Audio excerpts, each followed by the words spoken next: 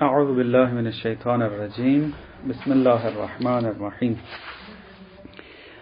بات ہماری پہنچی ہے 12ویں درس میں کتاب کے مطابق، جس کا عنوان ہے تقسیمات مفہوم۔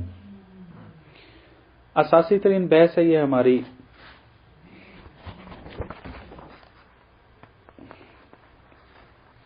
بعض نکات علمی اس کے اندر اشارہ ہوں گے کہ جو اہمیت کے حامل ہیں، کہ ہر منطق پڑھنے والے کے لیے ضروری ہے کہ وہ ان نکات کو یاد رکھے اور توجہ کرے اس میں۔ پچھلے درس میں ہم نے مفہوم اور مصداق سے آشنائی حاصل کی اور اس نتیجے پر پہنچے کہ لفظ اور مفہوم میں گہرا رابطہ ہے، کہ لفظ حاکی ہے مفہوم سے، کہ مفہوم یعنی لفظ بتاتا ہے کہ انسان کے پاس مفہوم ہے، تبھی بولتا ہے انسان۔ اگر مفہوم ہی نہ ہو تو بولے گا کیسے؟ اور مفہوم خود کیا ہے؟ حاکی ہے مصداق سے۔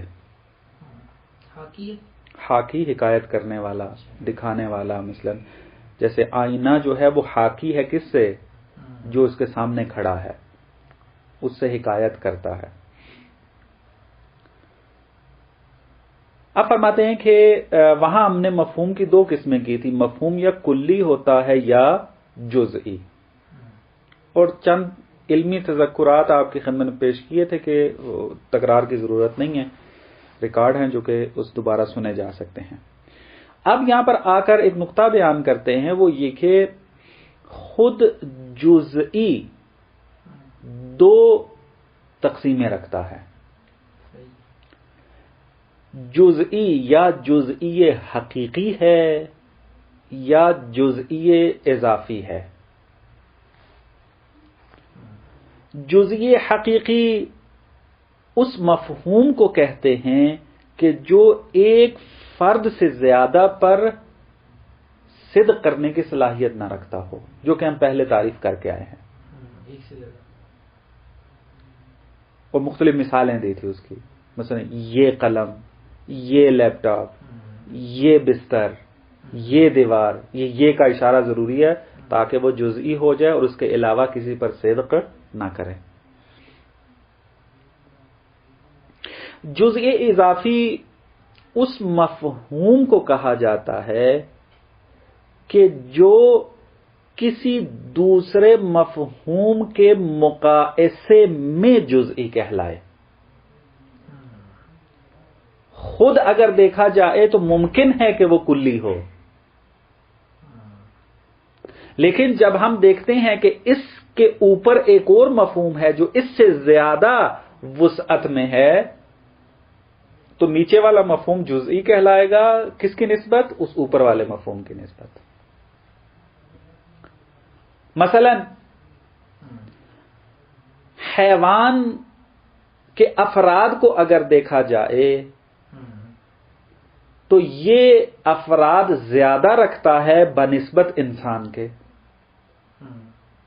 انسان کے افراد کم ہیں اور حیوان کے افراد زیادہ ہیں، چونکہ حیوان کا اطلاق غیر از انسان پر بھی ہوتا ہے، لیکن انسان کا اطلاق فقط انسان کے افراد پر ہی ہوتا ہے۔ بس اگر حقیقت میں دیکھا جائے تو خود انسان بھی مفہوم کلی ہے، کیونکہ اس کے متعدد مصادیق ہیں۔ جتنی آبادی ہے انسانیت کی اس وقت، ان سب پر کیا ہے؟ یہ صدق کرنے کی صلاحیت رکھتا ہے۔ لیکن حیوان کی نسبت اس کا دائرہ تنگ ہے، کیونکہ حیوان کے افراد زیادہ ہیں اور انسان کے افراد کم ہیں۔ پس انسان کو اگر حیوان کے ساتھ مقایسہ کیا جائے تو انسان جزئی کہلائے گا، اور اس کو ہم جزئی اضافی کہیں گے، زواد کے ساتھ اضافی، جس کو اضافہ کہتے ہیں، جزئی اضافی کہیں گے، نہ کہ جزئی حقیقی۔ جزئی حقیقی میں مفہوم ایک سے زیادہ پر صدق نہیں کرتا، لیکن یہ ایک سے زیادہ پر صدق کر رہا ہے، پھر اس کو جزئی کیوں کہہ رہے ہیں؟ چونکہ ہم نے مقایسہ کیا ایسے مفہوم کے ساتھ جو اس سے زیادہ مصداق رکھتا تھا، اس نسبت میں ہم کیا کہتے ہیں؟ یہ جزئی ہے، بس اس کا نام رکھ دیا گیا جزئی اضافی۔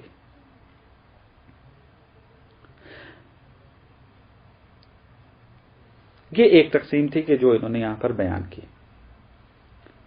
اس کے بعد پھر کہتے ہیں کہ کلی کی دو قسمیں ہیں. جزئی کی ہم نے قسمیں کر لی، اب کلی کی قسمیں کرتے ہیں. کلی یا متواتی ہے توئیں کے ساتھ، یعنی پہلی تے دو نقطی ہے، متوا توئیں کے ساتھ تی، متواتی. اور دوسری قسم کلی کی کیا ہے؟ مشکک، شک سے ہے، مشکک. کلی متواتی اس مفہوم کو کہتے ہیں کہ جس کا اپنے مصادیق پر انطباق اور صدق کرنا ایک جیسا ہو، ایک ہی جیسا ہو، اس کا فرق نہیں کرتا ہو کہ ایک مصداق پر زیادہ صدق کرے، دوسرے مصداق پر کم صدق کرے، نہ برابر صدق کر رہا ہے. جس طرح کے جسم، ہمارے پاس ایک مفہوم کلی ہے، جسم کا اطلاق دیوار کے اوپر اسی طریقے سے ہے جس طریقے سے میرے اوپر ہے. یعنی یہ نہیں کہا جاتا کہ دیوار میں جسم کمتر ہے اور انسان میں جسم زیادہ ہے. جسم جسم ہے. جسم کی تعریف کیا ہے؟ جسم اس کو کہتے ہیں کہ جو کیا کرتا ہو، طول، عرض اور عمق رکھتا ہو، اس کو کہتے ہیں جسم. تو یہ طول، عرض، عمق میں بھی رکھتا ہوں، دیوار بھی رکھتی ہے، میز بھی رکھتا ہے، سب کے اوپر ایک ہی معنی میں اطلاق ہو رہا ہے اور ایک ہی جیسا اطلاق ہو رہا ہے. ایسا نہیں ہے کہ ایک میں جسم زیادہ ہو اور دوسرے میں جسم کم ہو، نہ. 3 ڈائمینشنل ہونا جسم کا خاصہ ہے اور یہ خاصہ ایک ہی جیسا سب میں پایا جاتا ہے. بس ایسا مفہوم کہ جو اپنے مصداق پر یکساں صدق کرے، ایک جیسا صدق کرے، اس کو کہتے ہیں یہ کلی متواتی ہے. متواتی یعنی یکساں، ایک جیسا ہونا، اس کو یہ کہیں گے. کلی مشکک میں پھر کیا ہوگا؟ کلی مشکک اس مفہوم کو کہتے ہیں کہ جو اپنے مصادیق پر ایک جیسا صدق نہیں کرتا بلکہ کمی اور زیادتی پائی جاتی ہے. مثلا خوشبو ایک مفہوم ہے. یہ خوشبو عطر کے اندر زیادہ ہوگی اور پھول کے اندر ممکن ہے اس سے کمتر پائی جائے. سفیدی برف کے اندر سفیدی اتنی کمتر ہوتی ہے اور روئی کے اندر جو سفیدی ہے وہ پررنگ ہوتی ہے، وہ زیادہ ہوتی ہے. اسی طریقے سے مختلف مثالیں آپ لے سکتے ہیں کہ مفہوم اپنے مصداق پر یکساں صدق نہیں کر رہا ہے، کسی پر زیادہ صدق کر رہا ہے، کسی پر کم صدق کر رہا ہے.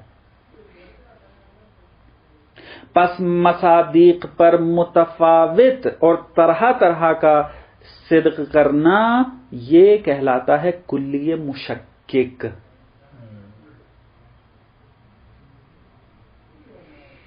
فرماتے ہیں کہ یہ کلی کو ہم نے متواتی اور مشکک میں تقسیم کیوں کیا، کیا ضرورت پیش آئی، جزئی اضافی اور جزئی حقیقی کو تبیین کیوں کیا، کیا ہدف ہے اس کا؟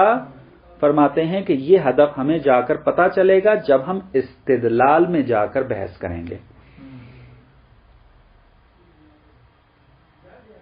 استدلال میں جب ہم قضایا کی تقسیم کریں گے، جدل اور مغالطے کی صنعت کو جا کر پڑھیں گے، وہاں پر یہ چیزیں کام آئیں گی. تو لہذا یہاں آشنائی کروا دی تاکہ جب ہم وہاں پر جا کر گفتگو کریں گے اور شرائط ذکر کریں گے تو وہاں پر یہ چیز جو ہے وہ انسان کو صحیح طریقے سے سمجھ میں آ جائے. یہ ہم نے 2 تقسیمیں پڑھ لی. بس مفہوم کی ہم نے مفہوم جزئی اور مفہوم کلی کی جو اقسام تھی وہ ہماری تمام ہو گئی. اس کے بعد ایک اساسی ترین بحث میں اور وارد ہوتے ہیں، وہ یہ ہے کہ بعض اوقات ہم پہلے یہ بیان کر دیں، دوبارہ تکرار کر دیتے ہیں کہ لفظ جو ہے وہ مفہوم پر دلالت کرتا ہے، کیونکہ ہم پہلے پڑھ کے آئے ہیں کہ لفظ کی اہم ترین خاصیت حکایت کرنا ہے، دلالت کرنا ہے۔ لفظ دلالت کرتا ہے ایک معنی کے اوپر، لفظ بدون معنی ہمارے پاس نہیں ہے، کیونکہ الفاظ کو ہم نے وضع ہی اس لیے کیا ہے تاکہ گفتگو کریں، معنی اس کے اندر موجود ہو۔ بس بہترین خاصیت جو لفظ کی ہے وہ حکایت گری ہے اور کیا ہے، دلالت کرنا ہے۔ اب ہم نے یہ دیکھنا ہے کہ ہم اگر ایک لفظ کو لیں اور ہم اس کو اگر فقط مفہوم کے اعتبار سے دیکھیں تو اس کا حکم اور ہوگا، لیکن اگر ہم اس مفہوم سے صرف نظر کر کے اس کے مصادیق کی طرف نگاہ کرنے لگ جائیں تو اس کا حکم کچھ اور ہوگا۔ مثلا اگر ہم لفظ انسان کو لیں تو اس کو ہم دو طرح سے نگاہ کر سکتے ہیں، دو قسم کے اعتبار کر سکتے ہیں اس کے بارے میں۔ بعض اوقات ہم لفظ انسان کو مفہومی اعتبار سے نگاہ کریں اور بعض اوقات ممکن ہے ہم اس لفظ انسان سے مصادیق تک پہنچنے کی کوشش کریں۔ اگر ہم لفظ انسان کو مفہوم کے اعتبار سے نگاہ کریں گے تو اس وقت انسان کی تعریف کی جائے گی کہ یہ حیوان ناطق ہے۔ یعنی جب ہم لفظ انسان کو مفہومی لحاظ میں دیکھ رہے ہیں، مفہوم سے ہٹ کر ہماری نگاہ ابھی بند ہو چکی ہے، ہم فقط یہ دیکھ رہے ہیں کہ یہ مفہوم میرے ذہن میں اس وقت موجود ہے، اس کی حقیقت کیا ہے، تو اس وقت میں کہوں گا یہ حیوان ناطق ہے۔ لیکن بعض اوقات میں اس انسان کو اپنے مد نظر رکھتا ہوں، لیکن اس کے ذریعے میں نگاہ کر رہا ہوتا ہوں کس کی طرف؟ مصادیق کی طرف۔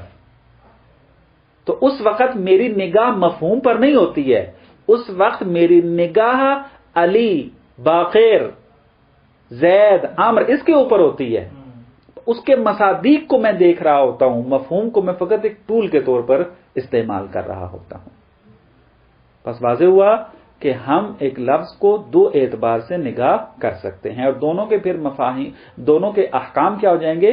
الگ ہو جائیں گے۔ اس کی ایک سادہ سی مثال دے دیں نگاہ کرنے کے اعتبار کو، تاکہ مطلب جو ہے مزید واضح ہو جائے، اور یہ انتہائی اساسی بحث ہے۔ اگر یہ بحث آپ کی حل ہو گئی تو اسی عنوان میں منطق مظفر میں جب آپ جائیں گے تو اس کو سمجھنا آسان ہو۔ جیسا کہ میں نے عرض کیا تھا، یہ کتاب کی ترتیب جو تقریباً 80-90% جو ہے وہ ترتیب کس کی ہے؟ منطق مظفر کی ہے۔ مطالب بھی تقریباً اسی کے ساتھ ملتے جلتے ہیں، لہٰذا یہ کتاب اگر کسی کی حل ہو گئی تو منطق مظفر تدریساً پڑھنے کی ضرورت نہیں ہے، فقط اس کی عربی عبارت کو حل کر لے انسان تو کفایت کرتا ہے۔ یہ بحث منطق مظفر میں موجود ہے، لیکن اس طریقے سے منظم نہیں ہے جس طریقے سے ابھی یہاں پر بیان ہو رہا ہے۔ مثال دیتے ہیں اس کی۔ ایک مرتبہ آپ بازار میں جاتے ہیں آئینہ خریدنے کے لیے، اس وقت آپ کی نگاہ کچھ اور ہوتی ہے، اور ایک مرتبہ جب آپ گھر لا کر آئینہ فٹ کر دیتے ہیں اپنے گھر کے اندر اور نوکری کے لیے یا درس پڑھنے کے لیے آپ نکلتے ہیں اور اس کے سامنے کھڑے ہوتے ہیں، اس وقت نگاہ آپ کی کچھ اور ہوتی ہے۔ جب آپ آئینہ خریدنے جاتے ہیں بازار میں تو اس وقت آپ کے مد نظر یہ نہیں ہوتا کہ میں آئینے میں اپنے آپ کو دیکھوں، اس وقت آپ کی جو نگاہ ہوتی ہے وہ اس بات پر ہوتی ہے میں دیکھوں یہ آئینہ صحیح دکھا رہا ہے یا نہیں، کہیں یہ حکایت جو ہے وہ ٹیڑھی تو نہیں کرتا۔ مثلا بعض شیشے ہوتے ہیں جو صحیح طریقے سے نہ بنے ہو، انسان کی شکل و صورت جو ہے تبدیل کر کے دکھاتے ہیں، ٹیڑھا ہو جاتا ہے، کہیں خط لگا ہوا ہوتا ہے، کہیں کچھ پرابلم ہوتی ہے۔ آپ یہ دیکھ رہے ہوتے ہیں کہ مجھے گول شیشہ چاہیے یا مستطیل شکل میں شیشہ چاہیے، تو آپ جب شیشے میں نگاہ کرتے ہیں، آئینے میں نگاہ کرتے ہیں، تو نگاہ کرنے کا مقصد شیشے کو دیکھنا ہوتا ہے، نہ کہ اپنے آپ کو دیکھنا. بات واضح ہے؟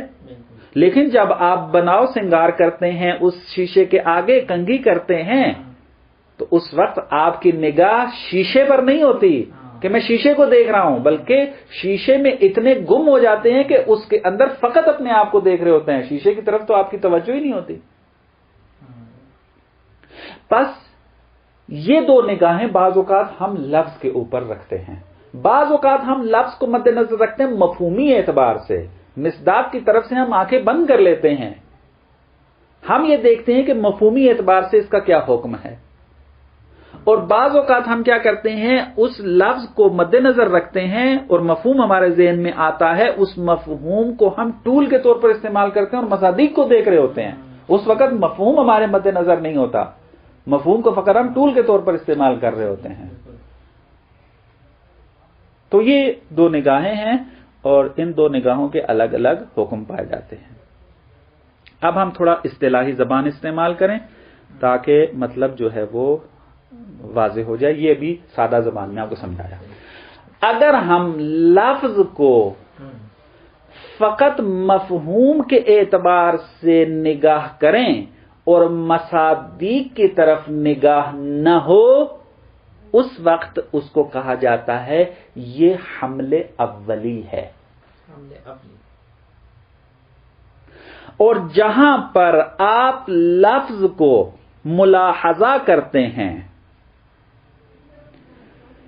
اس جہت سے کہ آپ مفہوم کے ذریعے مصادیق تک پہنچیں، مفہوم مصادیق سے حکایت کرے اور مفہوم کو یہاں آپ واسطہ بنا رہے ہیں مصادیق تک پہنچنے کا، جب یہ ملاحظہ ہو، جب یہ مد نظر ہو، تو اس وقت کہتے ہیں حمل شائع. شا یہ اور عین، شا یہ حمل شائع. حمل پس نتیجہ کیا نکلا؟ حمل اولی کے اندر ہماری نگاہ مفہوم پر ہوتی ہے اور حمل شائع میں ہماری نگاہ کہاں ہوتی ہے؟ مصادیق کی طرف ہوتی ہے. بات واضح ہوئی ہے؟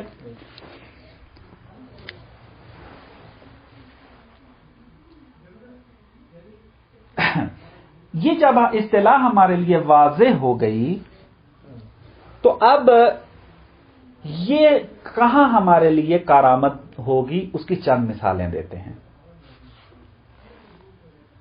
مثلا کہتے ہیں کہ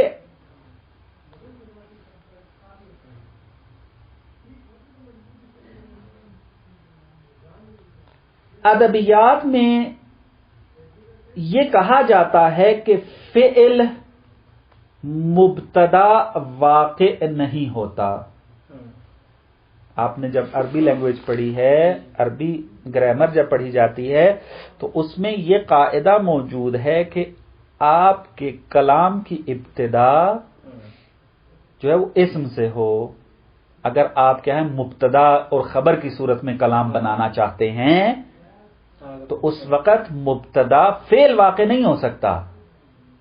مبتدا کون واقع ہوتا ہے؟ اسم ہوتا ہے فقط. اگر آپ کہتے ہیں کہ فعل مبتدا واقع نہیں ہوتا تو کوئی بندہ آ کے اعتراض کرتا ہے کہ بھائی تم اس کلام میں خود فعل کو مبتدا بنا رہے ہو. بنایا یا نہیں بنایا؟ آپ کہہ رہے ہو کہ فعل مبتدا واقع نہیں ہوتا. خود یہ کلام فعل مبتدا ہے اور مبتدا واقع نہیں ہوتا، یہ خبر ہے. بات واضح ہے؟ تو آپ کہہ رہے ہیں کہ فعل مبتدا واقع نہیں ہوتا، تو یہاں تو فعل مبتدا واقع ہو گیا. یہ تو پیراڈاکس ہو گیا. پیراڈاکس یہ ہوتا ہے کہ آپ ایک بات کرتے ہیں، آپ کی بات آپ کے خلاف آ رہی ہوتی ہے.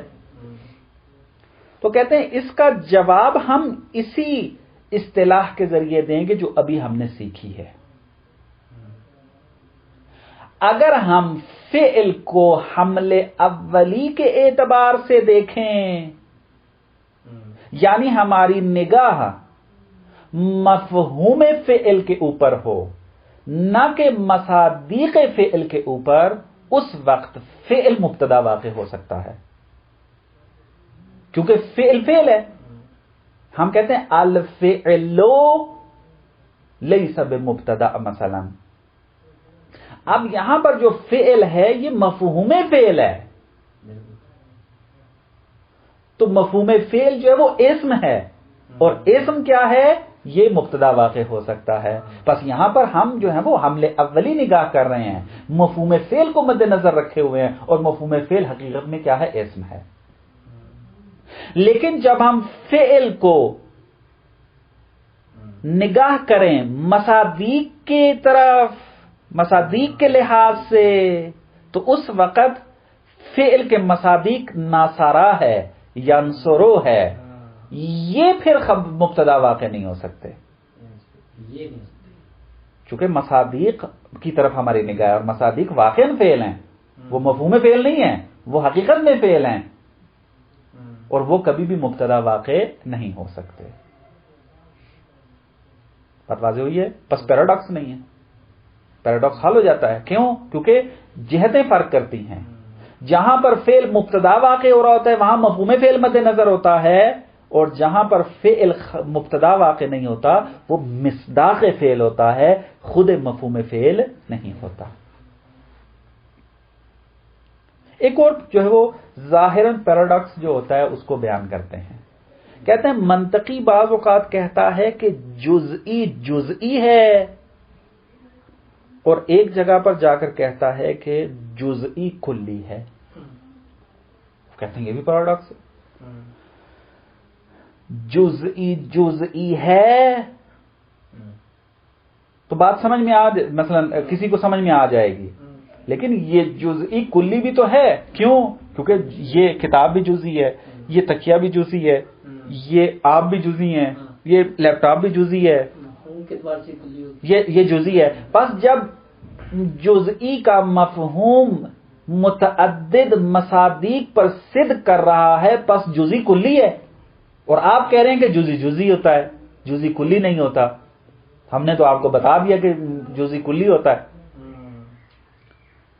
تو یہ کیسے حل کریں گے؟ فرماتے ہیں اس کا بھی رائے حل وہی ہے جو ہم نے آپ کے سامنے پیش کیا، کہ اگر ہم جزئی کو حمل اولی کے اعتبار سے یعنی مفہومی اعتبار سے نگاہ کریں اور مصادیق سے نگاہوں کو بند کر لیں تو اس وقت جزئی جزئی ہوتا ہے نا. اس وقت مفہوم جزئی کلی ہوتا ہے، چونکہ وہ مفہوم پھر کیا کر رہا ہے؟ صدق کر رہا ہے متعدد مصادیق کے اوپر.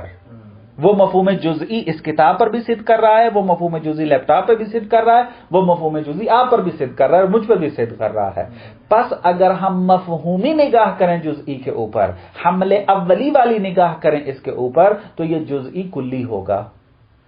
لیکن اگر ہم مصداقی نگاہ کریں، حمل شائع کے عنوان سے نگاہ کریں، تو اس وقت جزئی جزئی ہوگا، یہ کلی نہیں ہو سکتا. کیونکہ یہاں اب ہمارے مصادیق مد نظر ہیں، لیپ ٹاپ مد نظر ہے، مفہوم مد نظر نہیں ہے.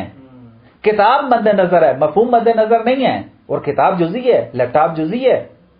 بس چونکہ ہماری نگاہ مصداق پر چلی گئی ہے، اور مصداق جو ہے وہ جزئی ہے، بس جزئی جزئی ہے، جزئی کلی نہیں ہے اس صورت میں. بس جزئی حمل اولی کے اعتبار سے کلی ہے، اور جزئی حمل شائع کے اعتبار سے جزئی ہے. بس پیراڈاکس نہیں ہے، کیونکہ جہتیں فرق کر گئی ہیں، بس یہاں پر کوئی مشکل پیش نہیں آئے گی. بات واضح ہوگی یہاں تک؟ یہاں پر یہ ایک اصطلاح ہے حمل اولی اور حمل شائع کی کہ جو ہم نے پڑھ لی ہے. ایک اصطلاح آئے گی کہ جو ہم کلیات خمس میں جا کر پڑھیں گے، ابھی بعد میں کچھ دیر کے بعد، کچھ درسوں کے بعد یہ بحث ہمارے سامنے آئے گی. باب قضایا میں جا کر پھر ہمیں وہ بحث سامنے آئے گی. وہاں پر جو ہم حمل اولی اور حمل شائع کا معنی کریں گے وہ یہ والا نہیں ہوگا، وہاں معنی کچھ اور ہوگا. بس حمل اولی اور حمل شائع منطق کے اندر مشترک لفظی ہیں. یعنی اس باب میں مفہوم اور مصداق کے باب میں حمل اولی اور حمل شائع کا ایک معنی ہے، اور کلیات خمس میں جا کر کے جو بعد میں ہم پڑھیں گے وہاں حمل اولی اور حمل شائع کا الگ معنی ہے، کہ جب ہم وہاں پر پہنچیں گے اور اس کی وضاحت کریں گے تو پھر تھوڑا سا کمپیریزن کریں گے یہاں پر آ کے، تو یہ مطلب جو ہے مزید کھل کر سامنے آ جائے گا۔ بات واضح ہو گئی؟ بس یہ اساسی ترین ایک مطلب تھا کہ جو 12ویں درس میں ہم نے پڑھا۔ اس کے بعد جو ہے وہ 13واں درس شروع ہو جاتا ہے، یہ بھی اساسی بحثوں میں سے ہے کہ انشاءاللہ اس کو پھر بعد میں دیکھتے ہیں۔ صلی اللہ علی محمد وآل محمد۔ یہ ہمارا تقریباً مقدماتی جو ہے وہ آخری درس ہے، اس کے بعد تعریف کی بحث جو